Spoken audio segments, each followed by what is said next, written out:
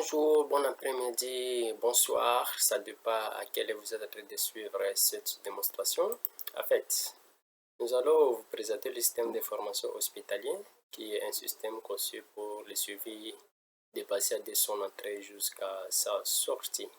En fait, nous sommes sur un serveur de test. C'est un serveur qui nous permet de tester notre système. Nous avons quelques utilisateurs qui sont enregistrés dans ce système. Ce sont ces utilisateurs que nous allons utiliser pour tester le système, soit pour démontrer le système. En fait, ce système regorge quelques modules. Nous avons le module de consultation, le module de soins, le module de gestion de stock, le module de servement et le module de configuration du système. Alors, je vais connecter un utilisateur qui a presque toutes les permissions, puisque le système gère les permissions. Si pour utiliser le système, vous devez avoir quelques permissions que l'administrateur du système vous a attribuées. Je vais saisir les noms d'utilisateurs et les mots de passe de cet utilisateur afin d'accéder au système. Voilà. Voilà la page d'accueil. Quand on s'authentifie, on arrive ici. Comme je vous le disais, cet utilisateur que je vais déconnecter a toutes les permissions. C'est pourquoi il y a tous ces menus: réception, consultation, serment, logistique, soins, pharmacie, administration, finances, ressources humaines, paramètres, droit d'accès, notification et l'utilisateur couramment authentifié. Cliquez là, on va admin système, profil et déconnexion. Alors, dans cette vidéo, je vais vous présenter le module de consultation, qui est le module qui nous permet de faire presque la majorité des activités d'un patient au sein de l'hôpital. Alors, nous avons ici les patients, ici nouveaux patients, si je cherche à enregistrer un nouveau patient, et là, vous pouvez avoir une liste des patients qui sont dans le système. Voilà. Si on ne passe pas par la consultation, on peut passer par la réception et puis on va tomber sur cette liste aussi. Voilà. Si vous voulez enregistrer un nouveau patient, vous cliquez sur le bouton nouveau patient. Ça vous amène ces formulaires.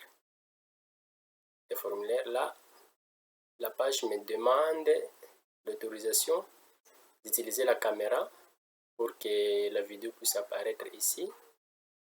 Enfin, nous allons capturer la photo qui va nous permettre ensuite d'enregistrer l'image du patient.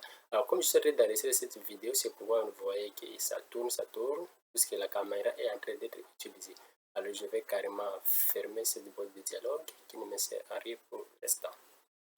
Ici, ce formulaire nous permet d'enregistrer un patient. On nous dit que tous les champs marqués par astérisque rouge sont obligatoires. Nous avons entre autres le nom, le prénom, l'état matrimonial, donc l'état civil, le genre, la date de naissance et l'adresse du patient. La date de naissance ici, elle est obligatoire puisqu'on doit, nous allons calculer automatiquement l'âge du patient pour permettre au médecin pendant la prescription du médicament quelle dose il faut donner au patient. En fait, ici, nous allons revenir, donc nous allons, comme je le disais, nous allons travailler avec le patient qui existe déjà dans le système. Je reviens ici sur les patients. Là, je vois par exemple les patients Nicolas, Dembou, Christian Mandro, Baraka, etc. Alors, pour travailler avec un patient, vous voyez ici, ils sont beaucoup. Vous pouvez taper ici dans la recherche le nom du patient, son prénom, son poste de nom, ainsi de suite. Par exemple, Nicolas. Il dit qu'il s'appelle Nicolas. Vous voyez, ça fait déjà tout le Nicolas. Nicolas qui? Nicolas Baraka Dembou. OK. Et là, vous appuyez sur ces menus ici, sur ces menus. Ça vous donne profil, nouveau rendez-vous, modifier fiche patient historique. Là, ce qui m'intéresse, je dois travailler avec le patient, c'est que je dois entrer sur son profil. Je clique sur profil. Une fois cliqué sur profil, ça m'amène ici, à cette page. Ici à côté, il y aura la photo. La photo va s'afficher ici. Et quelques informations, nous avons le nom, ce genre, numéro de fiche et le nombre de visites du patient. Les éléments du passé, si nous avons les coupons. Les coupons, ça rejoue le rôle de visite. La première fois que le patient est arrivé, il y a eu des informations qu'on a enregistrées, entre autres les signes vitaux, les plaintes, les examens physiques, les examens de laboratoire, les différentes prescriptions, et les diagnostics qui ont été faits, puis là, ces informations sont enregistrées sur les coupons. C'est les coupons qui jouent le rôle de visite. Alors là, ici ces boutons, vous pouvez modifier les informations du patient. Si vous trouvez qu'il a quelques informations que vous devez renseigner, vous pouvez cliquer là et vous l'enregistrez. Alors pour travailler avec un patient, il faut d'abord avoir un coupon. Ce patient ici, il y a un coupon qui est en cours et puis on nous dit que le coupon expirera dans 16 jours. Supposons que nous avons un patient qui n'a pas un coupon. Nous allons voir le système. Là, c'est simple, vous pouvez venir ici. Le patient. Et puis, ici, le patient. Ouais.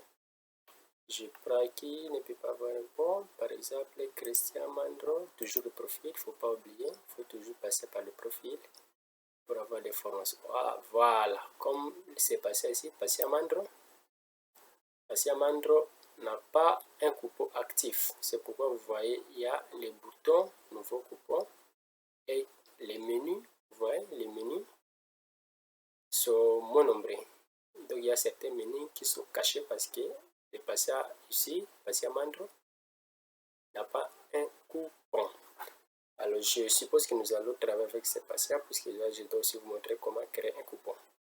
Alors pour créer le coupon c'est trop simple, il suffit de cliquer sur le bouton nouveau coupon, donc une nouvelle visite. Puis c'est l'opération qui déclenche les autres opérations qui vont suivre. On commence par créer le nouveau coupon.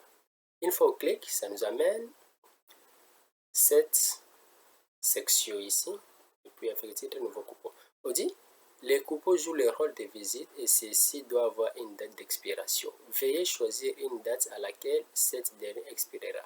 Elle doit être différente de la date du jour ni dans le passé. C'est que la date d'expiration du coupon ne doit pas être dans le passé ou soit aujourd'hui.